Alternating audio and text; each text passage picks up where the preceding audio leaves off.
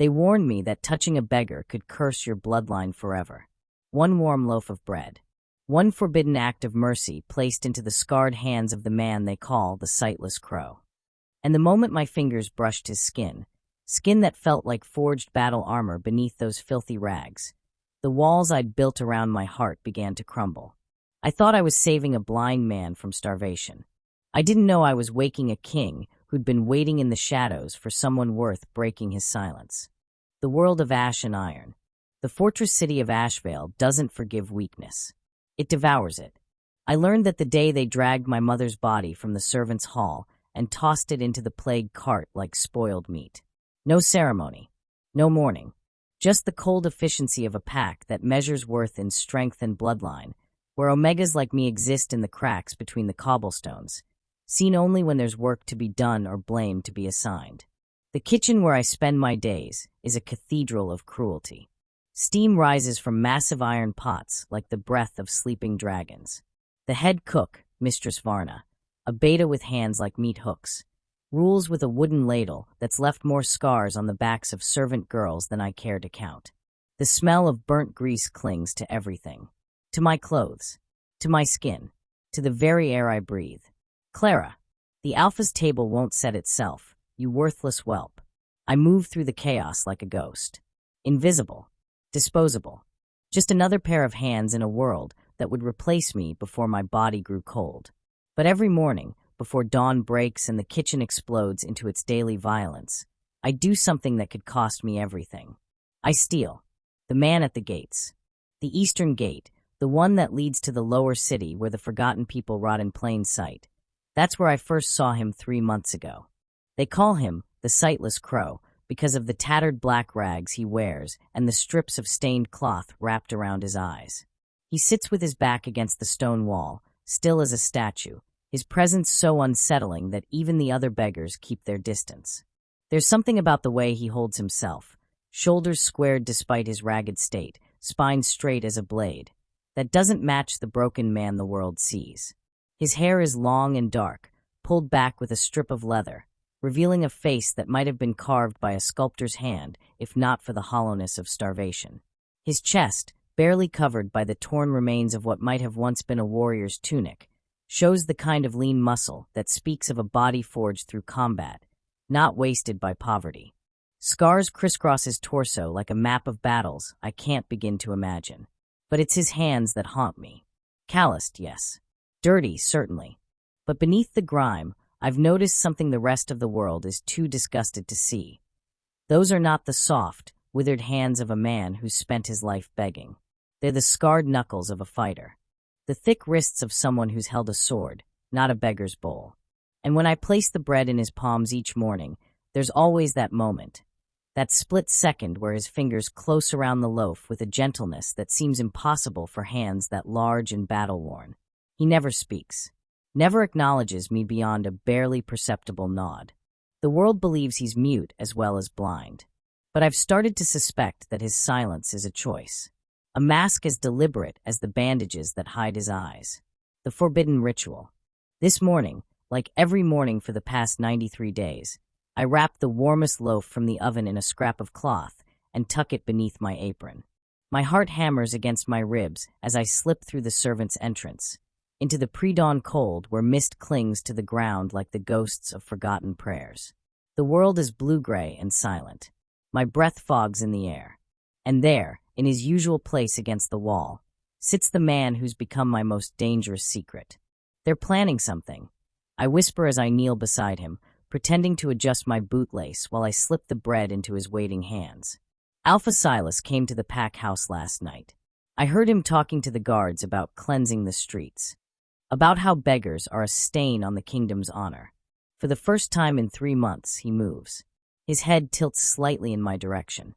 And though I can't see his eyes beneath those bandages, I feel the weight of his attention settle on me like a physical thing. Intense, assessing, almost predatory. You need to leave the city, I continue, my voice barely audible. Tonight. Before they. His hand moves so fast I barely register it. His fingers, warm, impossibly strong, wrap around my wrist. Not painfully. Not threateningly. but with an unmistakable command that freezes every word in my throat. The touch sends electricity racing up my arm. And in that moment, I realize three impossible things. First, his skin doesn't feel human. It feels like sun-warmed stone, like the surface of ancient armor. Second, there's a faint golden shimmer beneath the edge of his bandage. Just a flicker, but I saw it. And third, a beggar who can barely afford to eat should not smell like winter pine forests and smoke from a warrior's campfire. He releases me as quickly as he grabbed me, his hand returning to the bread. His lips, full and stern beneath days of stubble, curve into the ghost of something that might be a smile or might be a threat. "Careful, little Omega," he says, and his voice is like gravel wrapped in silk, with an accent that belongs in throne rooms, not gutters. "Kindness in this world will get you killed." It's the first time I've ever heard him speak. It won't be the last. Subscribe to see how this unfolds and comment where you're watching from. I will love to say hello to you just to know. Chapter 1. The Kitchen Shadow. The memory of his voice follows me back through the gates like a ghost I can't shake. Mistress Varna is already screaming by the time I slip through the kitchen door. A scullery maid, Nessa, barely 14, has dropped a tray of honey cakes meant for the Beta Council's breakfast. The golden pastries lie scattered across the stone floor like broken promises, and Varna's ladle is already rising. "Please," Nessa whimpers, her thin arms raised to protect her face. I didn't mean to. The ladle comes down with a crack that makes my stomach turn. I move without thinking, stepping between them. The wood catches me across the shoulder instead of Nessa's skull, and pain explodes down my arm like lightning. But I don't cry out. I learned years ago that tears only make the beatings last longer. "Get out of my way, Clara," Varna snarls, her face red and mottled with rage. "That little rat needs to learn." "I'll clean it up," I say quietly, keeping my eyes lowered in the submissive posture that's kept me alive this long. "And I'll remake the cakes. Please, just let her go." For a moment, I think Varna will hit me again. Her hand tightens on the ladle, knuckles white. But then she sees something in my expression, or maybe she just remembers that I'm the fastest baker in the kitchen, and she lowers her weapon with a disgusted snort. "Fine, but if those cakes aren't perfect in 30 minutes, you'll both be sleeping in the stables tonight." She storms away, and Nessa collapses against me, sobbing into my stained apron. I hold her for exactly 3 seconds, long enough to whisper, "You're safe," but not long enough to be caught showing weakness, and then I gently push her toward the wash basins. "Go clean yourself up," I murmur. "I'll handle this." As I kneel to scrape honey and broken pastry from the floor, I catch sight of my reflection in a copper pot. Pale skin, ash-blonde hair pulled back in a severe braid. Gray eyes that have learned not to hope for anything. I look exactly like what I am. A servant girl who's been beaten down so many times she's forgotten how to stand tall. But my shoulder still burns where the ladle struck, and my wrist still tingles where the sightless crow touched me. The morning blurs into its usual chaos. I bake the replacement cakes, perfectly golden, perfectly sweet, and deliver them to the Beta Council with my head bowed and my hands steady. I scrub pots until my fingers bleed. I dodge Varna's temper and the wandering hands of the guard who thinks Omega servants are fair game. I survive another day in a world that wants me to disappear. But all I can think about is that voice. "Kindness in this world will get you killed." He's wrong, I want to tell him. Kindness is the only thing that makes this world worth surviving. It's the bread I give him each morning. It's the way I shield Nessa from Varna's rage. It's the memory of my mother's hands braiding my hair before the fever took her, whispering that I was worth something even if the pack would never see it. Kindness isn't a death sentence. It's the only thing keeping me alive. Chapter 2. The Scars We Hide. 3 days later, I find him bleeding. The sun hasn't risen yet, and the eastern gate is shrouded in that peculiar darkness that comes just before dawn, thick enough to hide secrets, thin enough to make shadows move like living things. I approach his usual spot with the bread tucked against my chest, already rehearsing the warning I need to give him about the cleansing patrols that started yesterday. But something is wrong. He's not sitting. He's slumped against the wall, one hand pressed to his side, and even in the dim light, I can see the dark stains spreading across his already filthy rags. "Oh gods," I breathe, dropping to my knees beside him. The bread tumbles, forgotten, to the ground. What happened? Who did this to you? He doesn't answer. His breathing is shallow and labored, each exhale a soft rasp that sounds like a blade dragging across stone. Beneath the bandages, his jaw is clenched so tight I can see the muscle jumping in his cheek. I should run. I should call for help. Except no one would come. Not for a beggar, and they'd probably punish me for wasting their time. I should at least get back to the kitchen before Varna notices I'm gone. Instead, I reach for him. "Let me see," I whisper, my hands already moving to the torn fabric at his side. He tenses, a coiled spring of muscle and restrained violence, but he doesn't stop me. His hand falls away from the wound, and I peel back the ragged cloth to reveal a gash that runs from his ribs to his hip. It's not deep enough to be fatal, but it's ugly and jagged, the kind of wound you get from a broken bottle or a rusted blade. The kind of wound you get when someone wants to hurt you, but doesn't want the mess of a killing. The patrol, I realize aloud, anger flooding through me hot and sharp. They did this. Silas's new cleansing guards. He still doesn't speak, but his lips curve into something that might be a grim smile. I tear a strip from my underskirt, the cleanest fabric I own, and press it to the wound. He makes a sound low in his throat, not quite a groan, but close enough to make my heart clench. Up close like this, I can see details I've never noticed before. The hard line of his jaw. The way his throat works when he swallows. The faint scars that crisscross his collarbones like he's been marked by claws. This is going to hurt, I warn him, and then I press harder, trying to staunch the bleeding. His hand shoots out and grabs my wrist again. The same iron grip as before, but this time his fingers are slick with blood. For a heartbeat, we're frozen like that, my hands on his wound and his hand on my wrist, close enough that I can feel the heat radiating off his body like a furnace. "You should go," he rasps and gods that voice. Even weakened by pain, it carries an authority that makes something in my chest tighten. "Before they come back." "They're not coming back," I snap, surprising myself with the venom in my tone. "They got what they wanted. They hurt you. They proved that beggars don't matter in Ashvale anymore." I tie the makeshift bandage tight, my fingers working with an efficiency I didn't know I possessed. "There. That should hold until..." "Until what? Until he can find a healer? Beggars don't see healers. Until the wound festers and he dies in this alley? Until Silas's next patrol finishes what they started? Until I can bring you proper bandages," I finish quietly, "and something to clean the wound. Tomorrow. I'll bring supplies tomorrow. Clara." My name in his mouth sounds like a secret, like a prayer, like a promise.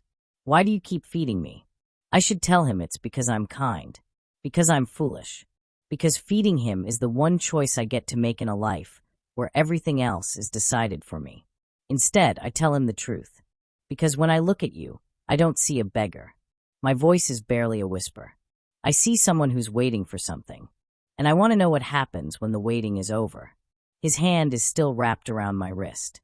This close, I can smell him. Not the filth and grime I expected, but something deeper. Cedar smoke. Leather. The sharp metal tang of blood mixing with something earthy and wild that makes my pulse quicken.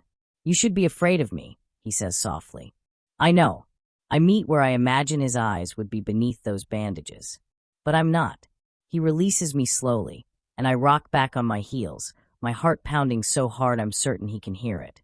The sky is starting to lighten, streaks of gray bleeding into the black, and I need to get back before someone notices I'm gone. But as I gather the forgotten bread and press it into his hands, I let my fingers linger for just a moment longer than necessary. "Tomorrow, I promise.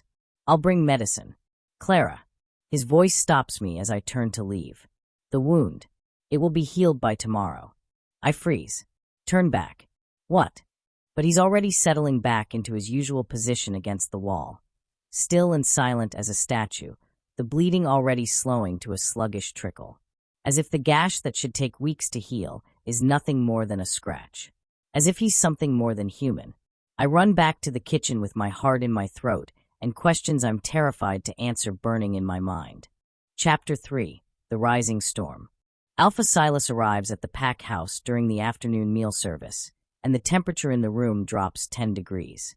I'm refilling wine goblets for the Beta Council when the doors slam open, and he strides in like a conqueror claiming new territory. He's massive, all the alphas are, with shoulders broad enough to block doorways and a presence that makes even the bravest betas lower their eyes. His hair is copper red, pulled back in braids that show off a face too handsome to belong to someone so cruel.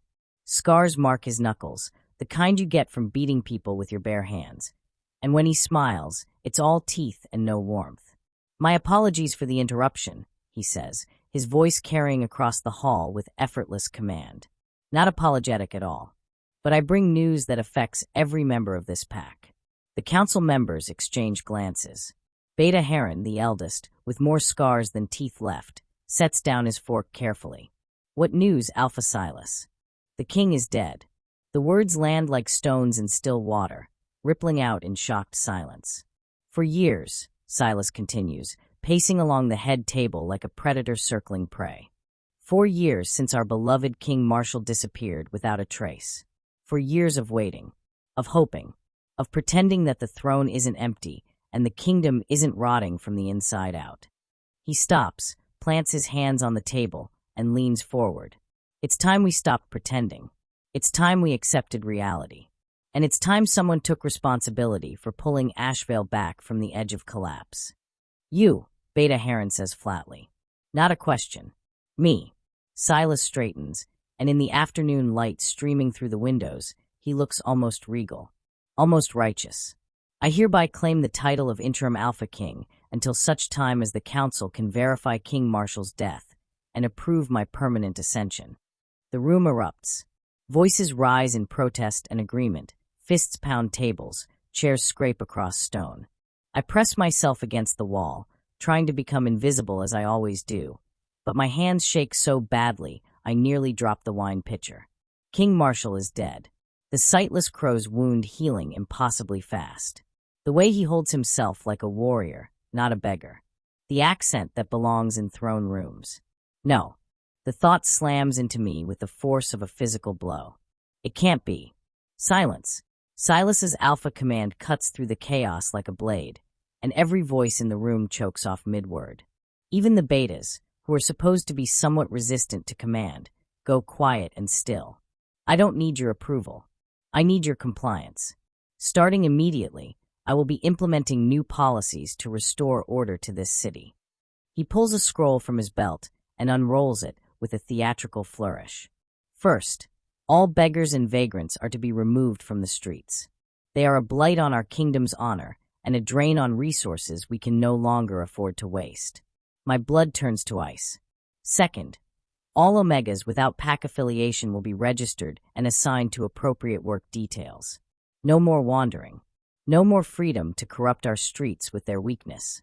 Murmurs of approval ripple through some of the betas. Others look uncomfortable, but say nothing. "Third, anyone caught stealing from pack resources, no matter how small the theft, will be subject to public punishment. We will show our people that the age of lawlessness is over." The wine pitcher slips from my numb fingers. It doesn't just fall. It shatters. Red wine explodes across the stone floor like blood, shards of ceramic scattering in every direction, and every eye in the room turns to me. "You." Silas's voice could freeze sunlight. "What's your name?" I can't speak. My throat has closed up completely, terror locking my vocal cords in a grip tighter than any hand. "I asked you a question, Omega." He takes a step toward me, and even though he's across the room, I feel the weight of his presence like a physical thing pressing down on my chest. "Your name." "See Clara, Alpha." The words scrape out of me like broken glass. "My name is Clara." "Clara." He tastes my name like he's deciding whether to spit it out or swallow it.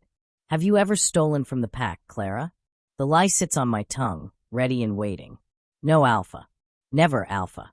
I would never, Alpha." But then I think about the sightless crow. About the bread I've been stealing every morning for 93 days. About the bandages I was planning to take tonight from the infirmary stores. About the impossible wound that was already healing. About a king who disappeared 4 years ago. "Yes, Alpha," I hear myself say. "I've stolen." The room goes so quiet I can hear my own heartbeat. Silas smiles. "It's the most terrifying thing I've ever seen." "Well then," he says softly, "I suppose we have our first example, don't we?" Chapter 4. a secret shared. They don't execute me. Not yet. Instead, they throw me in a holding cell beneath the pack house, a stone room barely large enough to lie down in, with walls that weep moisture and a door thick enough to muffle screams. The guard who locks me in doesn't meet my eyes. I don't blame him. In Ashvale, kindness to the condemned is its own kind of treason. I sit in the darkness and wait for dawn. Tomorrow, Silas announced to the assembled council, I'll be brought to the pack square for public punishment. An example. A warning to anyone else who might think that the new Alpha King's rules don't apply to them. I should be terrified. I should be weeping or praying or begging the gods for mercy I know I won't receive. Instead, I keep thinking about the way the sightless crow's wound was already healing, about the golden shimmer I saw beneath his bandage, about the voice that commanded me to be careful, as if he had any authority to give commands at all. The king is dead, Silas said. But what if he's not? What if he's been sitting outside the eastern gate for 4 years, wrapped in rags and bandages, watching his kingdom fall apart from the shadows? What if I've been feeding the most powerful alpha in Ashvale every morning, and he's been letting me? The questions circle in my mind like carrion birds until I hear it. A scraping sound, metal on stone, coming from somewhere above my cell. I look up just as a piece of the ceiling. Not really the ceiling, but a ventilation grate I hadn't even noticed in the darkness, shifts and slides aside.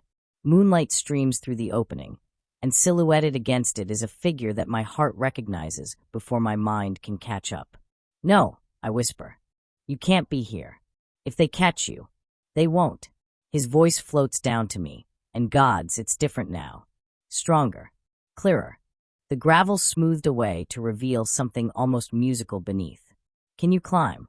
Can I climb? I'm an Omega servant girl who spent my entire life scrubbing floors and baking bread. Climbing is not exactly a skill I've cultivated. But I'm also about to be publicly executed, so what do I have to lose? Yes, I lie, and reach for the rope he drops through the opening. The climb is agony. My arms shake, my hands blister, and twice I nearly fall.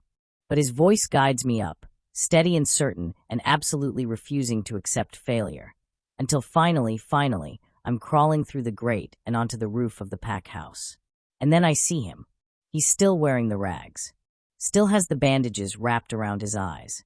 But he's standing now, tall and straight, and in the moonlight I can see what I couldn't in the shadows of the eastern gate. The raw, terrifying power coiled in every line of his body. This is not a broken beggar.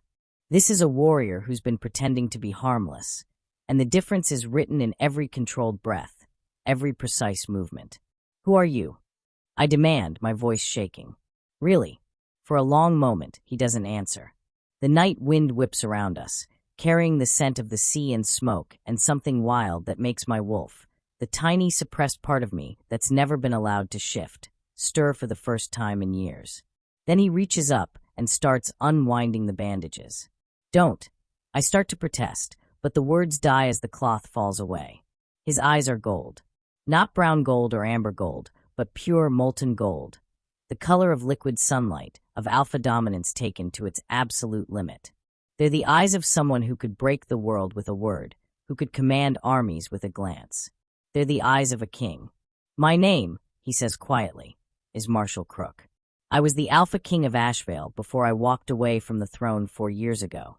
He takes a step toward me, and I should be afraid, but somehow I'm not. I left because this kingdom had become a place where power mattered more than people, where alphas ruled through fear instead of service, where omegas like you were treated as property instead of pack. You left, I echo, my mind struggling to process this. You just walked away? I needed to see what Ashvale really was. Not from a throne, but from the streets. From the place where the kingdom's true nature revealed itself. His smile is bitter as winter wind. I found exactly what I expected. Cruelty. Indifference. A pack that had forgotten what it meant to care for its weakest members. And me. The question escapes before I can stop it. Why did you let me feed you? Why didn't you just? Because you were the only one who saw me. He's close enough now that I could touch him if I dared. 93 days, Clara. 93 days of hundreds of people walking past me, stepping over me, spitting at me, and you were the only one who stopped. The only one who looked at a blind beggar and saw someone worth saving. Tears I didn't know I was crying streaked down my face. I didn't save you. You didn't need saving. I did. His hand, the same hand that caught my wrist, that bled in the alley, that closed around bread with impossible gentleness, reaches up to brush a tear from my cheek. His touch is warm, real, impossibly tender for someone who could level cities. I needed someone to prove that Ashvale was worth fighting for, that there was still kindness in this kingdom worth reclaiming. Silas will be dealt with. The gold in his eyes flares bright enough to cast shadows. But first, I need to know something, Clara. I need to know if you'll stand with me when I take back the throne. If you'll be at my side when I tear down everything Silas has built and remake this kingdom into something better. I should ask him what that means. I should demand explanations, plans, guarantees of safety. Instead, I think about Nessa crying in the kitchen, about beggars bleeding in alleys, about a world where kindness is punished and cruelty is rewarded, about a king who walked away from power to understand powerlessness. Yes, I whisper. I'll stand with you. He smiles, really smiles, bright and fierce and absolutely devastating, and the world shifts beneath my feet like I'm standing on the edge of something vast and terrifying and beautiful. Then let me show you something, Marshall says, and gestures toward the eastern horizon where the sun is just starting to paint the sky in shades of blood and gold. Let me show you the home I'm going to build for us, for everyone Ashvale has forgotten. And as dawn breaks over the city, the sightless crow, the beggar I fed every morning, the king who disappeared, the alpha who's been waiting for someone worth saving a kingdom for, takes my hand. The world is about to shatter. But this time, I'm ready for it. Chapter 5, The Forbidden Gift. Marshall takes me to a place I didn't know existed. We move across the rooftops like shadows, his hand steady on mine as he guides me over gaps that would have terrified me yesterday. But yesterday, I was a kitchen servant who believed the world was exactly as cruel as it appeared. Today, I'm running across the bones of Ashvale with a king who wears blindness like armor, and nothing feels impossible anymore. We descend through a hidden passage, a crack in the fortress wall so narrow I have to turn sideways to fit through, and emerge in what must have once been part of the old city. The buildings here are ancient, their stones worn smooth by centuries of wind and rain. Most are abandoned, windows dark and doors hanging crooked on rusted hinges. But one building has light bleeding through the cracks. Marshall pushes open the door to reveal a single room that takes my breath away. It's not large, and it's certainly not luxurious. But the walls are lined with books, actual books, more than I've ever seen in one place outside the Pack Library. Maps cover one wall, marked with notes in handwriting that looks like it was written by someone who expected their words to matter. And in the corner, beneath a small window that frames the rising sun, sits a simple bed with blankets that look warm enough to survive winter. This is where you've been living. I breathe. One of the places. He moves to a trunk beneath the window and opens it, revealing clothes that are still simple but clean. Not beggar's rags, but not royal finery either. Something in between. I have safe houses throughout the lower city. Places where I can be myself without the weight of the crown or the disguise of poverty. He pulls out a thick woolen cloak, deep green, lined with fur at the collar, and holds it out to me. For you. Winter's coming early this year, and you'll need more than that thin servant's dress to survive the cold. I stare at the cloak like it's made of dragon scales. I can't accept this. You can. You will. His tone allows no argument. You gave me bread when you barely had enough to feed yourself, Clara. Let me give you warmth before the frost comes. But the protest dies in my throat as he drapes the cloak around my shoulders. The weight of it settles over me like an embrace, and the fur is so soft against my skin that I have to blink back tears. When was the last time I owned something that wasn't threadbare or stained or held together with patches? When was the last time someone gave me anything at all? It's too much, I whisper. It's not enough. His hands linger on my shoulders, and I feel the heat of him through the fabric. Clara, do you understand what's going to happen when I reveal myself? What Silas will do when he realizes I'm alive? I nod slowly. He'll try to kill you. He'll try to kill everyone who's helped me. Everyone he suspects might be loyal to the old regime. Marshall's jaw tightens. You saved my life by feeding me, but more than that, you showed me that there are still people in Ashvale worth saving, worth fighting for. But that makes you a target. The moment I step forward and claim the throne, Silas will come for you. Then don't. The words escape before I can stop them. Don't reveal yourself. We could leave the city tonight. You could. Run. Something dangerous flashes in those golden eyes. Leave Ashvale to burn under Silas's rule while I hide in the shadows like a coward? You'd be alive. I'd be a dead man walking. He turns away from me, pacing to the window where dawn is painting the sky in shades of amber and rose. 4 years ago, I left this throne because I thought the kingdom was broken beyond repair.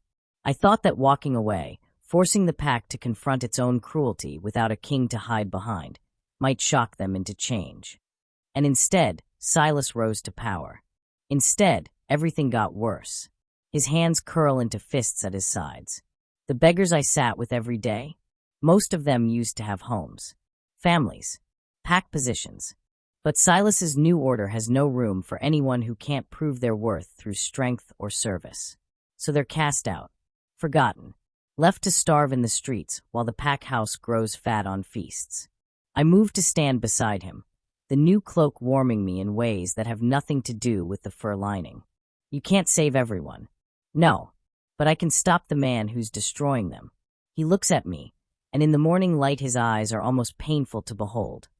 All that concentrated power and righteous fury focused on a single point. Tomorrow, Silas plans to execute you in the pack square. He'll use your death to prove that his new order is absolute, that not even the smallest act of kindness will be tolerated. I know, but what he doesn't know is that I'll be there. A smile curves his lips, sharp as a blade. And when he raises his hand to strike you down, I'm going to show Ashvale exactly what happens when someone threatens what belongs to their king. My heart stumbles over that word. Belongs. I don't belong to you, I say softly. No, you don't. He reaches out and tucks a strand of hair behind my ear with a gentleness that seems impossible for hands that have clearly dealt death. But I'm hoping that someday you might choose to. Not because I'm a king or because I saved you from execution, but because you see in me what I saw in you. Someone worth the risk. The air between us feels charged, like the moment before lightning strikes. I should step back. I should put distance between myself and this man who could reshape the world with a word. Instead, I lean closer. I'm terrified, I admit. Good. His hand cups my cheek, thumb brushing across my skin. Fear means you understand what we're facing. But don't let it stop you from being brave.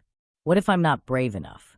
You fed a beggar every day for 3 months while risking punishment. You stood between Varna and Nessa even though you knew she'd hurt you.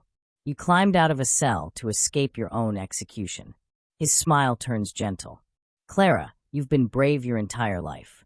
You just never had anyone tell you that what you were doing was heroism, not stupidity. The tears come then, hot and fast, and completely beyond my control. He pulls me against his chest, and I let myself break apart in the arms of a king who smells like pine forests and tastes like hope I'd forgotten how to feel. Rest, he murmurs into my hair. Tomorrow, everything changes. But today you're safe. So I let myself believe him. Just for today. Chapter 6. The snare tightens. I wake to the sound of screaming. For a disoriented moment, I think I'm back in the cell beneath the pack house. That marshal and the safe house and the impossible green cloak were all just fevered dreams conjured by a mind trying to escape its own death. But then I feel the softness of the bed beneath me, smell the scent of old books and cedar smoke, and realize that the screaming is coming from outside. I stumble to the window and look out onto the lower city spread below. They're raiding the servant quarters. Even from here, I can see Silas's guards moving through the narrow streets like a plague of locusts. They're dragging people from their homes, mostly Omegas, mostly women, all of them terrified. Some are fighting back. Most aren't. And standing in the center of it all, directing the chaos with the calm precision of a general planning a siege, is Silas himself. They're looking for you. Marshall's voice comes from behind me. He's already dressed, the beggar's rags replaced by dark pants and a simple shirt that shows off the warrior's build he's been hiding. The bandages are back over his eyes. Or more accurately, They're looking for anyone who might have helped you. Anyone who might be part of a resistance that doesn't exist yet. We have to stop them. We will, but not yet. His hand settles on my shoulder, heavy with restraint. If I reveal myself now, in the chaos, people will die in the crossfire. Silas will use the confusion to paint me as the aggressor, the madman who's been hiding in the gutters plotting against the rightful Alpha. Rightful. The word tastes like poison. In their eyes. He guides me away from the window, back toward the center of the room where the maps on the wall show the layout of the entire city. Silas has been building his claim for 4 years. He's got the Beta Council convinced that I abandoned them, that I was weak, that his strength is exactly what Ashvale needs to survive. They're fools if they believe that. They're desperate. Marshall taps a finger on the map, indicating the pack square at the heart of the fortress. Desperate people will believe anything that promises safety. And Silas is very good at making promises. I study the map, trying to understand what he's showing me.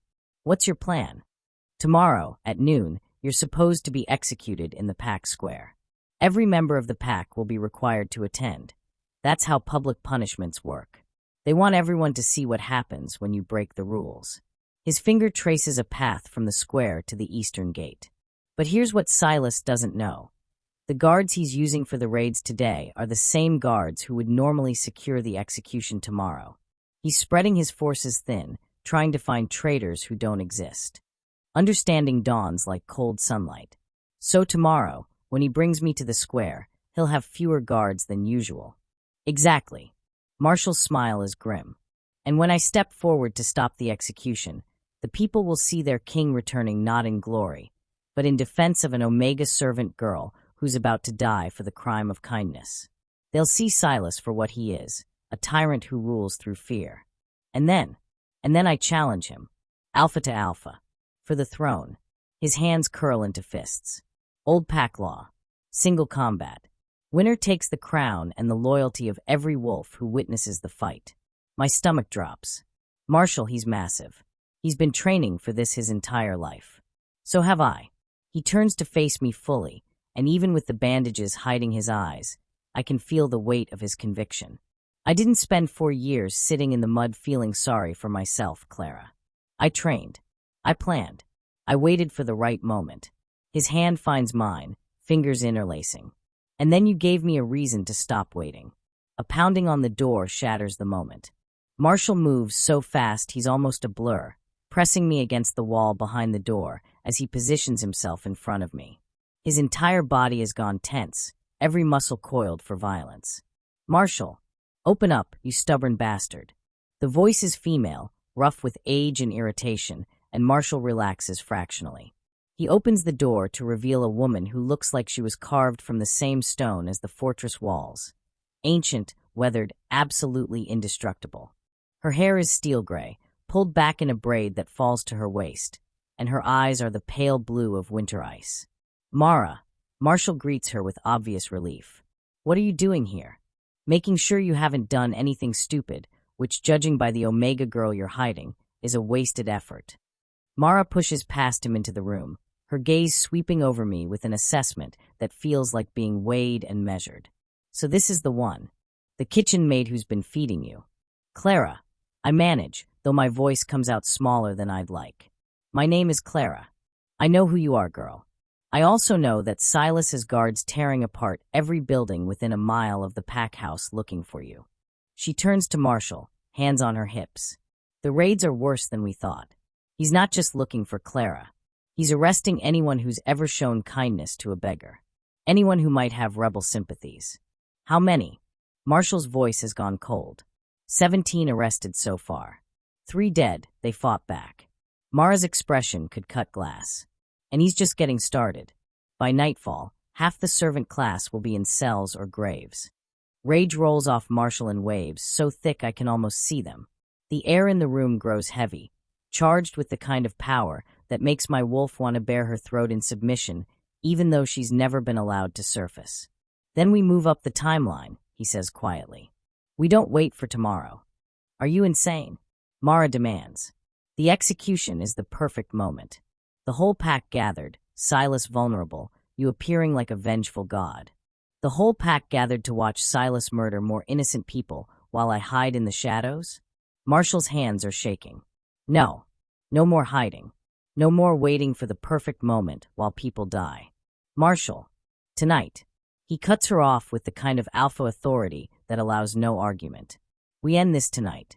Mara looks at him for a long moment, and something passes between them. Some shared history, some understanding that I'm not privy to. Finally, she nods. Tonight, then. I'll gather the others. Others? I echo. You didn't think he was doing this alone, did you? Mara's smile is sharp as broken glass. The king has been building his own resistance for 4 years. Small. Quiet. But loyal. She heads for the door, then pauses and looks back at me.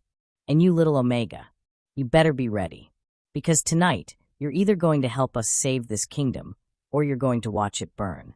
The door closes behind her, and I'm left alone with Marshall and the weight of impossible choices. I can't fight, I whisper. I'm not a warrior. You're the reason I'm doing this. He pulls me close, and his heart is thundering against mine. You're the proof that Ashvale is worth saving. That there's still good buried under all the cruelty. That's a lot of pressure to put on one person. I know. He presses his forehead to mine. But you're strong enough to carry it. You've been carrying it your whole life. I want to believe him. Gods, I want to believe him so badly it hurts. But all I can think about is the screaming in the streets, and the 17 people arrested, and the 3 who are already dead. All because Silas is looking for me. Chapter 7. Run with me. The sun sets over Ashvale like a wound bleeding out across the horizon. Marshall spends the afternoon in careful preparation, checking weapons I didn't know he had hidden throughout the safe house. Knives strapped to his thighs. A short sword that looks like it was forged for killing gods. And tucked into his belt, hidden beneath his shirt, the shepherd's crook he's been carrying all along. Except now I can see the seam where it splits open to reveal the legendary silver blade inside. Your father's? I ask, watching him test the balance. My grandfather's. Passed down through 7 generations of Alpha Kings. He sheathes it with a soft click. Silas thinks I left it behind when I disappeared. That I abandoned all symbols of my kingship. But you didn't. A king doesn't need symbols to be a king. But symbols help when you're trying to remind people what they've forgotten. His smile is grim. Tonight, when I walk into that packed square, they'll see the shepherd's crook and remember the old stories. The legends. The king who carried a weapon disguised as a tool of mercy. I'm wearing the green cloak he gave me, and beneath it, one of his shirts belted at the waist to keep from drowning me. My servant's dress is gone. Marshall burned it in the fireplace, saying I'd never wear those rags again. I should feel exposed, vulnerable in clothes that don't mark me as property of the pack house. Instead, I feel dangerous.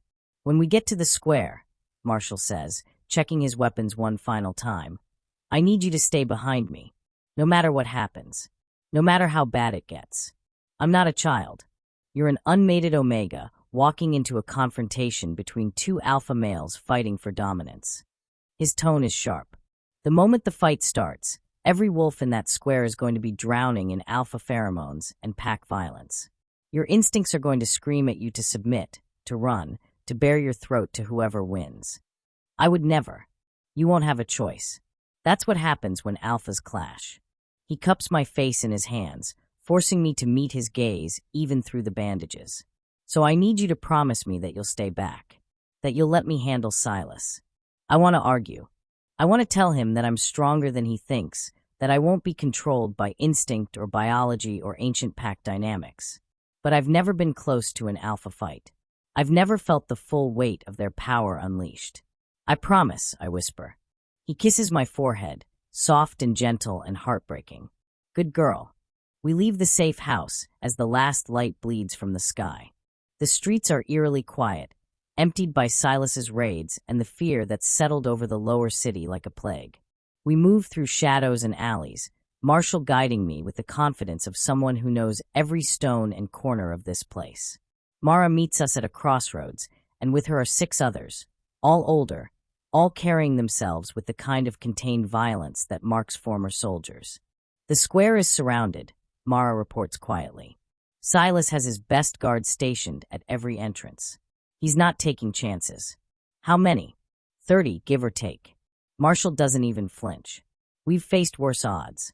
We were younger then, one of the men grumbles. And you weren't trying to protect an Omega at the same time. The Omega is why we're fighting. Marshall's voice cuts through the grumbling like a blade. She represents everything Silas is trying to destroy. Kindness. Mercy. The belief that the weak deserve protection instead of punishment. He looks at each of them in turn. If you're not willing to fight for that, leave now. I won't hold it against you. No one moves. Good. Marshall unsheathes the shepherd's crook, and in the moonlight the silver blade inside gleams like captured starlight. Then let's remind Ashvale what it means to have a king. We approach the pack square from the east, moving through the market district where shuttered stalls cast long shadows. I can hear voices ahead, Silas's guards, laughing and joking as if this were a festival instead of a public execution. As if tomorrow they won't be dragging me to a post and beating me to death while the pack watches. Marshall holds up a hand, signaling us to stop. We're close enough now that I can see the square itself, the massive open space paved in ancient stone, surrounded by buildings that house the pack's most important functions. The Beta Council chambers, the Alpha's residence, the Hall of Records where pack law is maintained, and in the center, standing like a monument to cruelty, is the execution post. It's taller than I expected, thicker. The wood is stained dark with what might be old blood, and iron manacles hang from the top like broken promises. Tomorrow, or according to the original plan, tomorrow, I was supposed to be chained there. Helpless.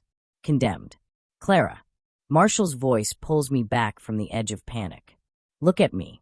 I turn to face him, and he reaches up to slowly unwrap the bandages from his eyes. The gold of his gaze hits me like a physical force, pure alpha dominance concentrated into 2 burning points of power. This is not the gentle man who held me this morning. This is a king preparing for war. No matter what happens in there, he says quietly, know that meeting you changed everything. That you gave me a reason to believe this kingdom was worth saving. Marshall, and if I fall, if Silas proves stronger, I need you to run. Mara will get you out of the city. You'll go north to the free territories where they don't recognize pack law. I'm not leaving you. You will if I tell you to. His hand fists in my cloak. Promise me, Clara. Promise me you'll survive this, even if I don't. The words stick in my throat, bitter and wrong. But his eyes are pleading, and I realize this is the one thing he needs from me. The one assurance that will let him walk into that square and face down the monster who's been destroying his kingdom. I promise, I lie. Because if Marshall falls tonight, I'm not running north. I'm walking into that square and making Silas bleed for every person he's hurt, every kindness he's crushed, every moment of fear he's sown into the hearts of people who deserved better. I might be an Omega. I might be powerless in the hierarchy of pack law, but I'm done being invisible. Marshall must see something in my expression because he smiles, sharp and proud and fierce. That's my girl. Then he turns to face the square, raises his shepherd's crook high, and his voice rings out across the stone like the toll of a bell announcing the end of an age. Silas, I challenge you for the throne of Ashvale. Every voice in the square goes silent. Every head turns.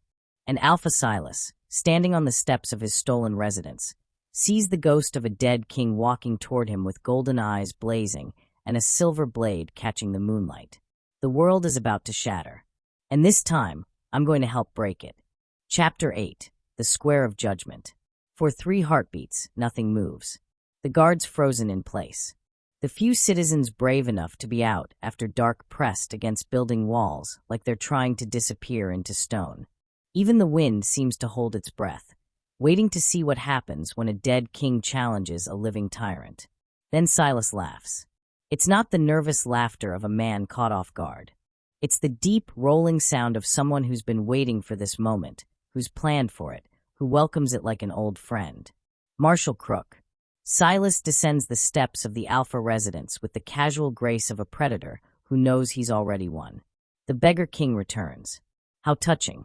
His copper hair catches the torchlight as he moves, and I can see the eager hunger in his expression. 4 years you've been hiding in the filth, and you choose tonight to crawl out of the gutter? Why? Because of her. He points at me, and every eye in the square follows his finger. Because of one Omega thief who couldn't keep her hands off pack property. Silas's smile widens. You always were sentimental, Marshall. It's what made you weak. It's why you abandoned your throne in the first place. I didn't abandon anything. Marshall's voice is steady, controlled, but I can feel the fury coiled beneath the words like a beast straining against chains. I left to see what Ashvale would become without me. To see if this pack could remember what it meant to care for its people instead of crushing them. And what did you find? Silas spreads his arms wide, addressing the growing crowd as much as Marshall. You found exactly what you should have expected. The strong survive. The weak perish. That's nature, Marshall. That's pack law written in blood and bone since the first wolves learned to hunt. That's not pack law. That's tyranny dressed up as tradition. Call it what you want. Silas stops about 20 feet away, and the space between them feels charged with violence waiting to be born. But the fact remains, you walked away from your responsibility. You left Ashvale to rot because you were too soft to do what needed to be done. And now you come back, wearing beggar's rags and smelling like the streets, expecting everyone to fall at your feet and weep with joy. I expect nothing, Marshall says quietly, except the right to challenge you. Alpha to alpha. Single combat for the throne, as pack law demands. The crowd murmurs. Even Silas's guards shift uncomfortably. Because Marshall is right, old pack law is absolute on this point. Any alpha can challenge for leadership, and the challenge cannot be refused without losing all claim to authority. Silas knows it too. I can see the calculation in his eyes, the rapid assessment of odds and outcomes. Fine, he says, and starts removing his shirt with deliberate slowness. You want to die with your honor intact? I'll grant you that much. But know this, Marshall. When I kill you, I'm going to make sure your little Omega watches. And then I'm going to execute her anyway, just to prove that your sacrifice meant nothing. Rage floods through me so hot and sudden that I take a step forward before Mara's iron grip locks around my arm. Don't, she hisses in my ear. That's what he wants. He wants you to break the rules so he can justify killing you before the challenge even starts. She's right. I know she's right. But watching Silas strip down to reveal a body that looks like it was carved from violence itself, all brutal muscle and savage scars, makes every instinct in me scream to do something. Marshall is powerful. I've felt the strength in his hands, seen the way he moves like controlled lightning. But Silas is bigger, heavier, and he has the look of someone who's spent the past 4 years training for exactly this moment. Mara, I whisper. What if? He'll win. But her voice lacks conviction. He has to win. Marshall hands his shepherd's crook to one of his followers, then begins removing his own shirt. The beggar's rags fall away to reveal the body I'd only glimpsed in shadows and moonlight, lean and scarred and absolutely lethal. Every line of him speaks to years of combat training, of discipline honed to a razor's edge. But where Silas is all brutal power, Marshall is precision. Speed. The difference between a hammer and a blade. Old rules, Marshall says, his voice carrying across the square. First blood ends it. The loser submits and leaves Ashvale forever, or fights to the death. Death it is then. Silas grins. Because I'm not going anywhere. They circle each other, and the crowd pulls back to give them room. More people are arriving now, drawn by the commotion, by the impossible sight of their lost king facing down the alpha who replaced him. I can see betas in the crowd, servants, even a few guards who look torn between duty and disbelief. And then Silas strikes. He's fast, gods. He's so much faster than something that size should be, closing the distance in a blur of movement that would have caught anyone else off guard. But Marshall was ready. He sidesteps the charge, pivots, and his fist connects with Silas's ribs with a sound like stone cracking. Silas staggers but doesn't fall. He spins, catches Marshall with a backhand that sends the smaller man stumbling, and suddenly they're both moving too fast for me to track. Fists and feet and raw alpha power colliding in a dance that's as beautiful as it is terrifying. Blood flies. I can't tell who's at first, and the metallic scent of it hits my Omega instincts like a physical blow. My knees go weak. My vision narrows. Every part of me that's been trained since birth to submit to alpha dominance is screaming at me to get down, to bare my throat, to yield to whichever one of them proves stronger. But I lock my knees and force myself to watch. Because Marshall needs to know I'm here. That I'm not running. That I meant what I said when I promised to stand with him. Silas gets in a brutal hit, his fist connecting with Marshall's jaw hard enough that I hear teeth click together. Marshall goes down, rolls, comes up with his hands already raised to block the follow-up strike. He's bleeding from a cut above his eye, and the gold of his gaze has gone molten with fury. Is that all you've learned in 4 years, Beggar King? Silas taunts, circling like a shark scenting blood. How to take a beating and crawl away. Marshall doesn't answer. Doesn't waste breath on words when action will serve better. He lunges, not at Silas's body but at his legs, taking the bigger alpha down in a move that's pure street fighting. No honor or grace to it at all. They hit the ground together, a tangle of limbs and violence, and for a horrible moment I lose sight of Marshall entirely. Then Silas roars, a sound of pain and rage combined, and staggers to his feet. Marshall's teeth are buried in his shoulder. Bastard, Silas snarls, and slams his elbow into Marshall's temple. Once, twice, 3 times, until Marshall's jaw finally releases and both alphas separate, breathing hard and bleeding from a dozen wounds. You fight like a dog. Silas spits blood onto the stone. No honor, no dignity, just survival. I fight, Marshall says, wiping blood from his mouth with the back of his hand, like someone who has everything to lose. He glances at me, just for a second, just long enough for our eyes to meet, and in that golden gaze I see something that makes my heart stop. Love. Not the casual affection of a king for a loyal subject. Not even the gratitude of someone whose life was saved. But real, terrifying, world-ending love.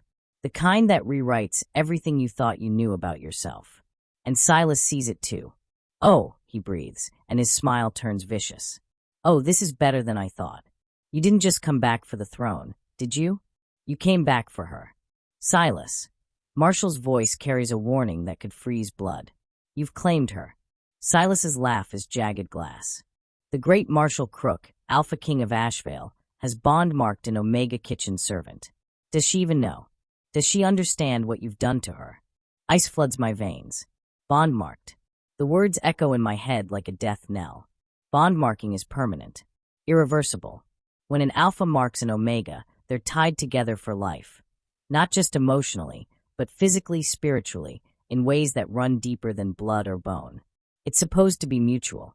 A choice made by both parties. But I never felt, never knew.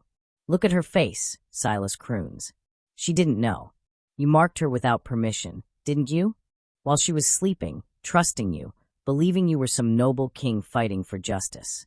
He spreads his hands in mock sympathy. You're just as much a monster as I am, Marshall. You just hide it better. It's not, Marshall starts, but I can see the truth in his eyes. He did mark me. Probably this morning, when he held me while I cried. Or last night, when he kissed my forehead. Some small thing, some gentle touch that I didn't recognize as the permanent binding it was. And he didn't tell me. Clara. He takes a step toward me, hand outstretched, and the anguish in his voice is real. Please, let me explain. Silas doesn't give him the chance. He attacks while Marshall's attention is divided, while the king is looking at me instead of his enemy. His fist catches Marshall in the ribs. I hear something crack, and then they're fighting again, but this time Marshall is slower. Distracted. Losing. Silas gets him in a headlock, squeezing until Marshall's face starts to purple. The king claws at the arm, crushing his throat, trying to break free, but Silas is too strong, too heavy, and every second that passes drains more strength from Marshall's struggles. Watch him die, Silas commands me, his voice carrying across the suddenly silent square. Watch your precious king choke on his own weakness. Marshall's eyes find mine one last time, and in them, I see no regret for marking me. No apology for binding us together without asking. Just love, and the desperate plea for me to run. But I'm so tired of running. I'm tired of being powerless, of being invisible, of being the kind of Omega who lets the world happen to her instead of shaping it herself. So I do the one thing I have left. I shift. Chapter 9, The Omega Unveiled. I've never shifted before. Omegas in Ashvale aren't allowed to shift unless given explicit permission by a higher-ranking pack member. It's one of the oldest laws designed to keep us safe, which really means keeping us controlled, keeping us weak, keeping us from ever discovering what we might be capable of if we stopped letting fear dictate our choices. But the laws don't matter anymore. Nothing matters except the fact that Marshall is dying, and Silas is smiling, and somewhere in the crowd I can hear Nessa crying. The shift tears through me like lightning reversed, pulling instead of striking, unmaking instead of destroying. My bones reshape themselves with sounds like branches breaking. My skin ripples and reforms. And when I open my eyes again, the world has changed. Colors are different, sharper. The scents hit me with overwhelming intensity, blood and sweat and fear and rage all mixing into a symphony my human nose could never have parsed. And I'm small. That's the first thing I notice. I'm not the massive warrior wolf I'd imagined in childhood fantasies. I'm barely bigger than a large dog, with fur the color of ash and eyes that I somehow know reflect the same gray as my human gaze. But small doesn't mean helpless.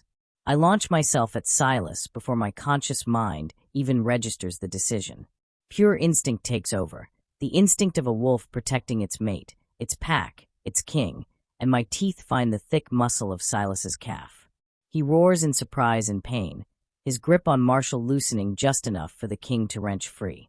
Both of them stumble apart, gasping for air, and Silas stares down at me with an expression that's equal parts shock and fury. "You little bitch," he snarls, and kicks at me with his wounded leg. I dodge barely. My new body moves differently than I expected, faster, lower to the ground, all coiled spring and desperate speed. Silas swings at me again, and I dart away, circling, trying to draw his attention from Marshall long enough for the king to recover. "Clara, no." Marshall's voice is raw, desperate. "Get back." But I'm not getting back. I'm not hiding. I'm not letting another person I care about die while I stand by and do nothing. Silas shifts. It's like watching a mountain decide to move.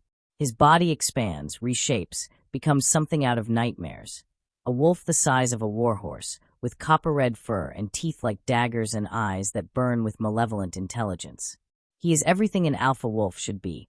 Massive, powerful, absolutely terrifying. And he's focused entirely on me. "You want to play wolf?" His voice in this form is a rumbling growl that I feel in my bones. "Fine. Let me show you what happens to Omegas who forget their place." He lunges and I run. I've never moved this fast in my life. My paws barely touch the ground as I streak across the square, Silas thundering behind me like an avalanche given teeth. He's faster than I am. His legs are 3 times as long, but I'm smaller, more agile, and I use every vendor stall and stone pillar as cover. Behind us, I hear Marshall roar, a sound of pure alpha rage that makes every wolf in the square freeze for a heartbeat. And then he's shifting too, his body exploding into the form of a wolf that's not as large as Silas, but carries itself with the deadly grace of a born predator. His fur is black as midnight.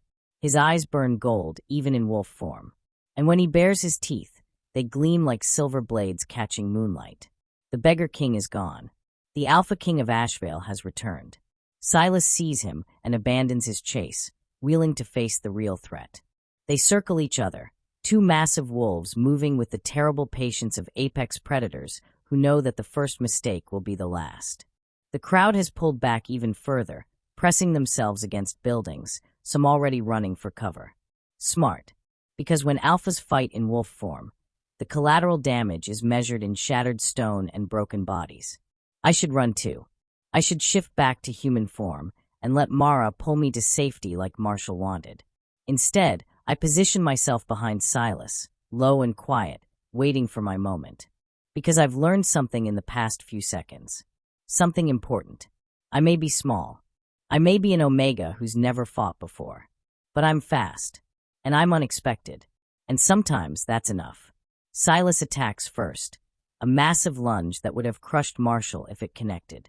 But Marshall sidesteps with liquid grace, his jaws closing around Silas's ear and tearing. Blood sprays. Silas howls. And in the split second while he's distracted by pain, I dart in low and sink my teeth into the back of his rear leg, right above the joint. He screams, a sound no wolf should make, and spins to snap at me, his jaws close on empty air. I'm already gone, circling to his other side, looking for another opening. Together, Marshall's voice in my mind is a shock. The bond. The mark he placed on me is allowing us to communicate in wolf form, thoughts flowing between us like we're two parts of the same being. Hit him together. Confuse him. I don't know what I'm doing, I send back, panic threading through the words. Yes, you do. And beneath the words, I feel his absolute faith in me. His certainty that I'm capable of this. You've been surviving impossible odds your entire life, Clara. This is just another day. Silas charges Marshall again, and this time I'm ready. While the two alphas clash in a whirlwind of fur and fangs, I slip beneath their guard and go for Silas's belly, the most vulnerable spot on any wolf. My teeth find flesh and I pull. Not deep enough to kill, but enough to hurt, to distract, to remind him that he's fighting two opponents, not one. He yelps and rolls, trying to crush me under his weight. I barely scramble clear in time, and Marshall uses the opening to latch onto Silas's throat. For a heartbeat, I think it's over. But Silas is not just powerful, he's experienced.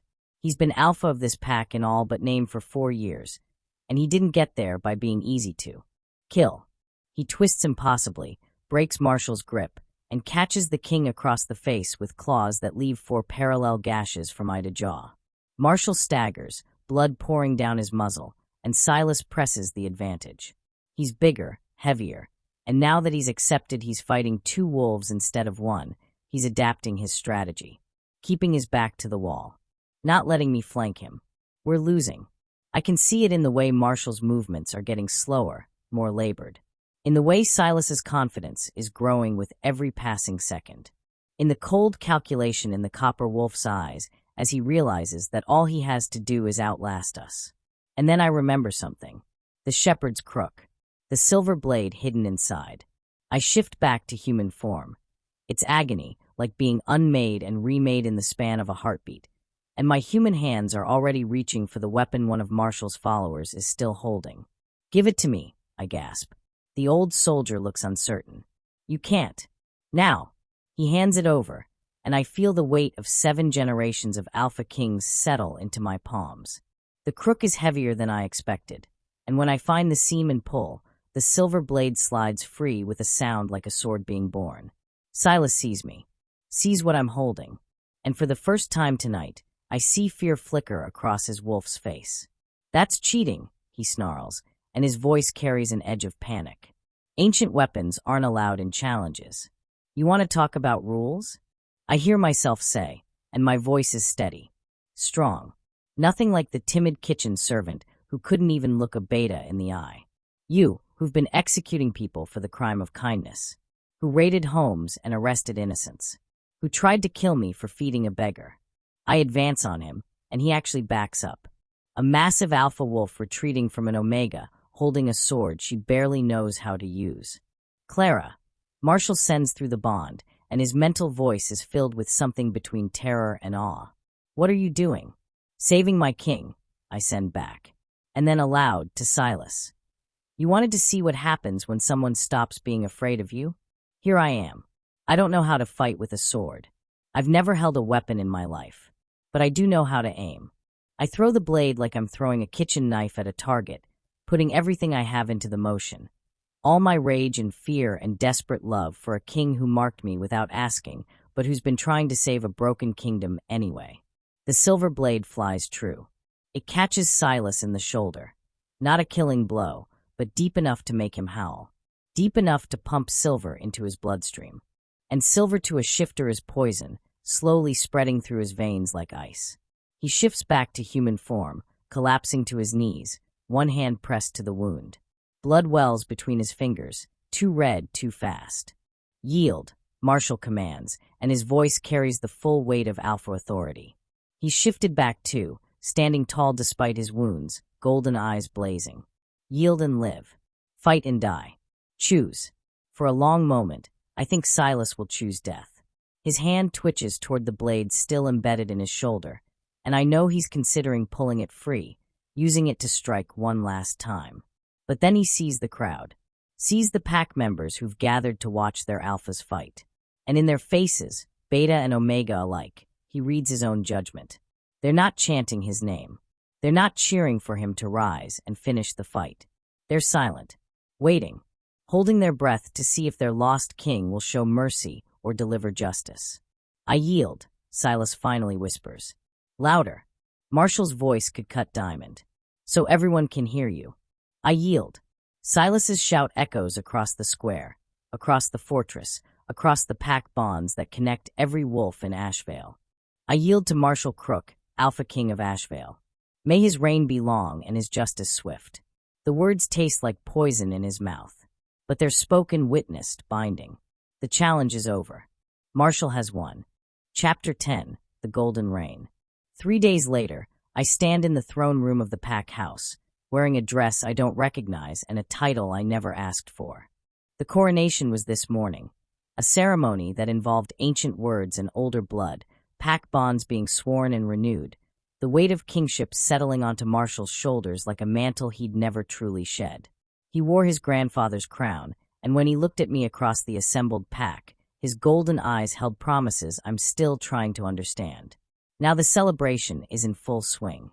The great hall is packed with wolves who weeks ago would have walked past me without seeing, and they're all trying to catch my attention, to pay their respects to the woman who helped save their king. The Omega Queen, they're calling me. I hate it. "You'll get used to it," Mara says from beside me. She's appointed herself my unofficial guard, standing between me and the crowd like a shield made of steel and stubbornness. Being visible takes practice. I don't want to be visible. I want to be in the kitchen making bread. The words come out more petulant than I intended. "The kitchen still needs you." Marshall's voice makes me jump. He's appeared at my other side, moving with the silent grace that seems impossible for someone wearing ceremonial robes and a crown.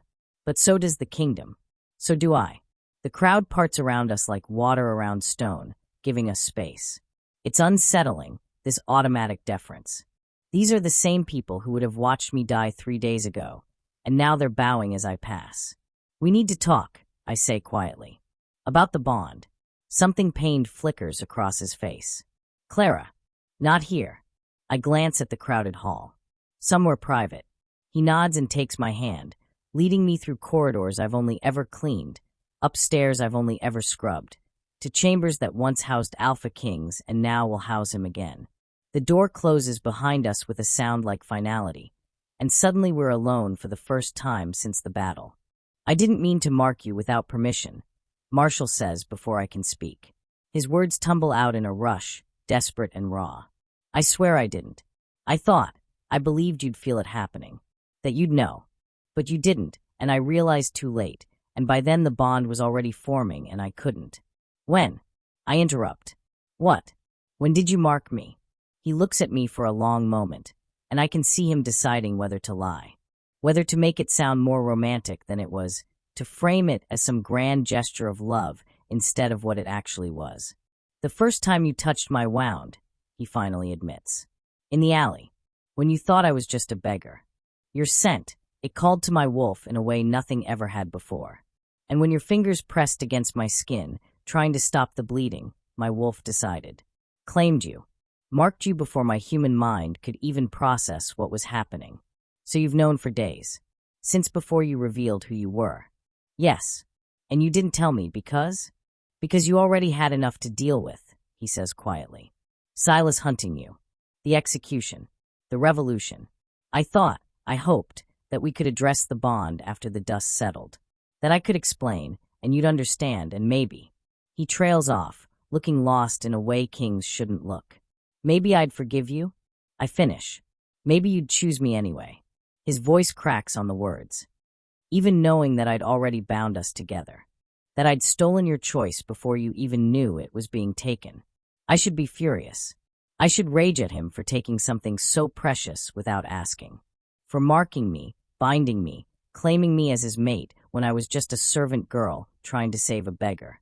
But I've spent 3 days feeling the bond in my chest, a warmth that has nothing to do with temperature, a certainty that makes no logical sense, a connection that lets me feel his emotions like they're my own. And what I feel from him isn't possessiveness or control. It's fear. He's terrified that I'll reject him, that I'll demand he break the bond, which is possible, technically, but requires dark magic and often kills one or both parties involved. That I'll choose to live with the bond but hate him for it, and he'll spend the rest of his immortal life tied to a mate who wishes she'd never met him. Clara, he whispers. Please say something. You're an idiot, I tell him. He blinks. What? You heard me. You're an idiot, Marshal Crook.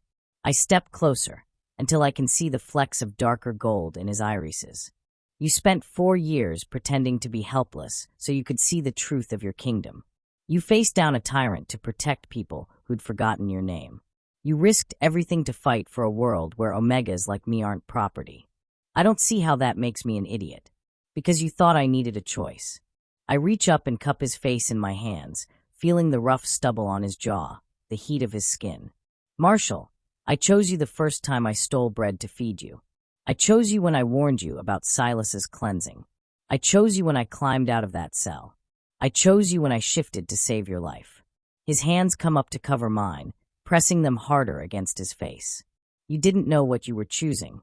Neither did you when your wolf marked me. But we're both here now. Both alive. Both bound together by something that started as instinct and became something more. I lean in until our foreheads touch. So yes, I'm angry you didn't tell me sooner. And yes, we're going to have a very long conversation about consent and communication and what it means to be mates. But Marshal, yes, I don't want you to break the bond. I want you to ask me the question you should have asked 3 days ago. Understanding dawns in his eyes. Clara, ask me. He drops to his knees, this king in his ceremonial robes, this alpha who could command armies, this man who saved a kingdom with one hand and marked me with the other, and looks up at me with everything he's feeling written plainly on his face. Clara, will you accept my bond? Will you be my mate, my queen, my partner in remaking this broken kingdom into something worth saving? Will you choose me, not because fate or instinct bound us, but because you want to? I sink down to my knees in front of him, letting the expensive dress pool around me like water. Yes, I say simply. Yes to all of it. When he kisses me, the bond in my chest flares so bright it's like swallowing the sun. And for the first time in my life, I feel what it means to be seen, to be chosen, to be exactly where I'm supposed to be. Below us, in the great hall, someone starts playing music. The celebration continues, oblivious to the fact that in the chambers above, a king and a kitchen servant are promising each other the world. Epilogue, 6 months later. The eastern gate looks different now. The beggars are still here. Marshal refuses to clear them away, despite the Beta Council's complaints about appearances. But they're no longer starving, no longer desperate. The pack house kitchen, under my supervision, sends food 3 times a day. Real food. Meat and bread and vegetables. Enough to feed everyone who needs it. And there's a new structure being built beside the gate. A shelter for those with nowhere else to go. A place where people can sleep without fear of raids or violence. Mara's supervising the construction, barking orders at builders who are terrified of her but would never dare disobey. I visit every morning, just like I used to. Except now I'm not stealing bread. I'm bringing it openly, wearing the crown that Marshal insisted I deserved, and nobody tries to stop me. Still feeding strays? Marshal's voice comes from behind me, and I turn to find him leaning against the gate, watching me with those impossible gold eyes. Always, I say, handing a loaf to the old woman who's taken up residence in what used to be his spot. Someone has to make sure you remember where you came from. How could I forget when my mate insists on dragging me to the lower city twice a week?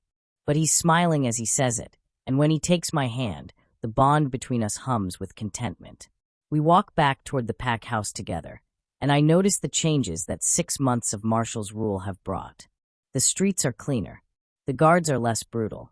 Omegas walk without fear of being grabbed or worse. It's not perfect. Nothing could fix 4 years of Silas's damage in half a year, but it's better. It's becoming the kingdom Marshal dreamed of when he sat in the mud wearing bandages and rags, watching his people forget how to be kind. Nessa's been asking about you, I mention as we walk. She wants to know if you'd consider letting her train as a guard. Marshal raises an eyebrow. The scullery maid who's afraid of her own shadow wants to be a guard. She's not afraid anymore. She says if an Omega can help save the king, then she can learn to protect herself. I smile. I think we're inspiring people. You're inspiring people. I'm just trying not to mess it up. He pulls me closer, and I let myself lean into his warmth. The council's still complaining about the reforms. They think I'm being too soft on the lower classes. You're being exactly soft enough. They'll adapt or they'll leave. Speaking of leaving, Silas was spotted at the northern border yesterday. His voice goes carefully neutral. One of the scouts reported seeing him with a group of rogues. No pack colors. No allegiance. I tense. We banished Silas instead of executing him. Marshall's mercy overriding the council's demand for blood, but I've spent 6 months waiting for him to return. For revenge, for another challenge, for whatever twisted plan a displaced alpha might concoct. Should I be worried? I ask. No. Marshall's certainty flows through the bond like warm honey. He's broken, powerless, and he knows that if he sets foot in Ashvale again, I won't show mercy twice. He pauses. Though if it would make you feel safer, I can send guards. I feel safe. And I do. Not because I'm helpless or protected, but because I know that if danger comes, I can face it. I've shifted a dozen times since that night in the square, practicing until my wolf form feels as natural as my human skin. I'll never be a warrior like Marshall or Mara, but I'm not defenseless anymore. I'm not invisible anymore. We reach the pack house, and Marshall pauses at the entrance. I have a council meeting in an hour. They're going to argue about the budget again, and the new Omega rights laws, and probably complain about how the kingdom was better when they could treat people like property. Sounds delightful. Come with me. It's not a command. It's a question. They need to remember that you're not just my mate. You're their queen, and your voice matters as much as mine. 6 months ago, I would have said no. Would have hidden in the kitchen where I belonged, where I was safe, where nobody expected anything from me except obedience. But I'm not that girl anymore. Fine, I say. But if Beta Heron starts talking about traditional pack values again, I'm throwing bread at him. Marshall laughs, real and bright and full of love. That's my queen.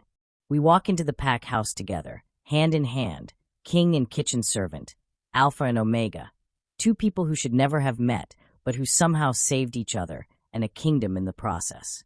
Thank you for watching till the end. If you enjoyed this story, please like, subscribe, and comment. Your support helps